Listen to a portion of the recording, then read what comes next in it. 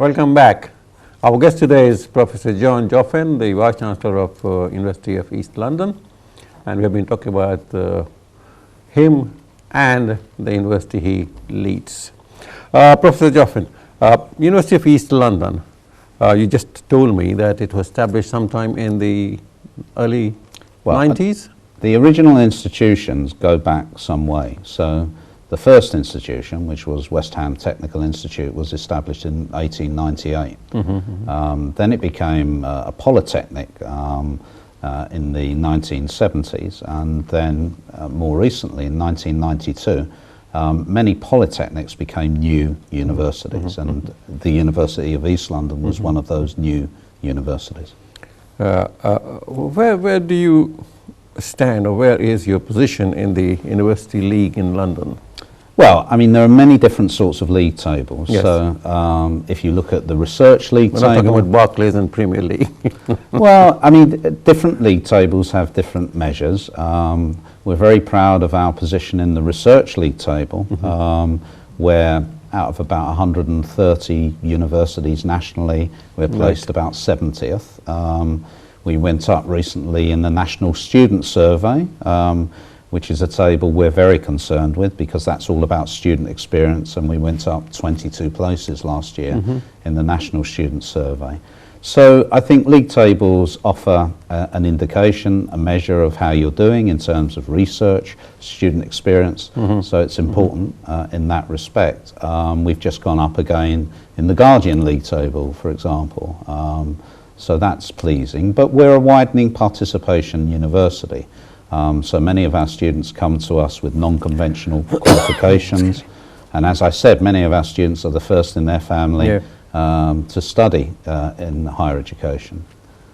Great. That was the history behind this institution and the response from the local population. How would you gauge that, and how do you think that there are some of the students living in East London? Would they like to come to University of East London, or would they like to go somewhere else to see? Yeah, and I think many of our students, I would say, come from within a 10-mile radius of the institution. Many of them like to combine the opportunity of staying at home and also studying close to home. But many students from East London go to other places to study as well. True. And also we have many students who come to London from other places. So there's a nice sort of balance betwixt and between. But we're very proud that we work very closely with our partner organisations, schools and local colleges, so that there's a clear sense of a pathway to us if they wish to take it. And many of them do. Great. You're very fortunate that you have got 2 campuses and 3 sites, isn't it? Yes, we're very fortunate. I think our estate is one of our strongest assets. We have a campus at Docklands, just opposite City Airport, which I think probably has been there for about 14 years now. Brand new campus with a sports stock facility that was opened in 2012 by Michelle Obama, and the Americans used it as their training facility for their athletes and their basketball and their swimming and their martial arts. So that's a fantastic legacy now for the whole area, because many local partner organisations and schools and colleges make use of sports stock, and so it's a community facility. And then at Stratford we have our original West Ham Technical Institute building, which we call University House now, and a big campus built around it. And then 2 years ago we opened University Square Stratford. Princess Anne actually opened University Square Stratford, and that's a joint campus with Birkbeck College, which is a fantastic facility in Stratford's cultural quarter, with state-of-the-art dance studios, music technology, and also the home for our law and business school as well. What sort of students you have? I mean, like, are they mostly young people, or you have courses for mature students? As I said, 53% of our students are mature students. So that's very, very, particular to UEL. That's probably a higher number than most other universities. But we have many, many students that, come straight from college or from school. But as I said, many of our students come through non-conventional routes. So they might be returning to education. Very much for some of them it's a second chance. Maybe at school, they didn't progress to university, they went out to work, they raised families, and then they have the opportunity later on in their life to come back to university. You offer conventional courses, isn't it, like any other university? I think, yes, you could say we offer every course really. We haven't got a medical school, although we have physiotherapy and podiatry and public health. And yes, we offer everything, a complete A to Z of many, many different courses.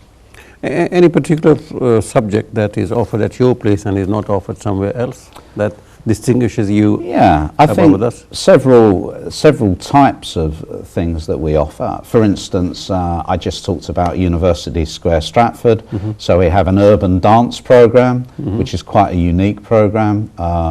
But then many of our programs... Is it an undergraduate course? Yes, it's an undergraduate program, so that's well subscribed. We get lots of interest in that.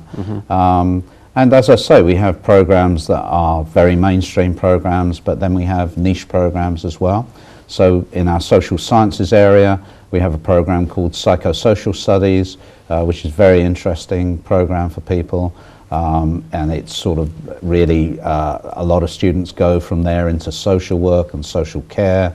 We have a lot of applied professional programs, so we train a lot of the teachers who work in East London. We're trained at the University of East London. A lot of the physios, the social workers, the podiatrists, so we have a lot of applied professions.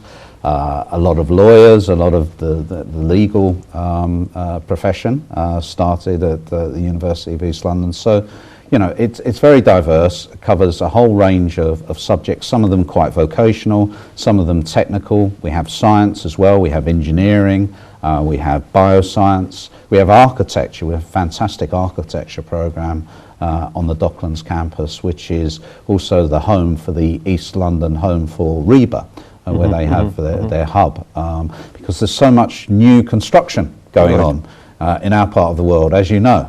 So it's an exciting place to be as an architect. Many of our architecture staff also have their own practices as well. Being part of Docklands, the Canary Wharf, how is your relationship with these banking institutions, the very well-known finance, the landmarks of London skyline? Yeah, it's a fantastic relationship, and the people in Canary Wharf have been very generous. We have a Canary Wharf program generously supported by the Canary Wharf Group, which is, we have a facility on in Canada One, the big building in Canary Wharf on the 10th floor, so we run our Canary Wharf program. We also work closely, many of our students are mentored by people who work in companies in Canary Wharf. Barclays have been very supportive, JP Morgan, Credit Suisse, and many others. So many of our students have got internships and placements and mentoring arrangements. And I have to say that the big organisations and companies at Canary Wharf have been very, very supportive to UEL, and we're very grateful to them for their support, because they provide our students with opportunities. And for us, I think we provide them with students from completely diverse backgrounds, which is great, because I think Canary Wharf... Are they employing your students, your graduates? Yes, gradually. We've had several students who've gone on through different sorts of programs. The Brunswick group, the PR group, employed several of our students over the years, and that's been very successful for us. So often it's about students gaining work experience. They won't always end up working in Canary Wharf, but it's about them developing their CV and getting the work experience, goes on in parallel to their studies. So it's a very important part of their life as a student, is to get that working experience. True. Thank you. Again, we have to take a commercial Okay, break. that's fine. And when we come back, we'll talk further about the University of East London, Okay. your baby. Well, my baby. Okay. Thank you for being with us. After this commercial break, we'll come back and discuss the matter further. Thank you.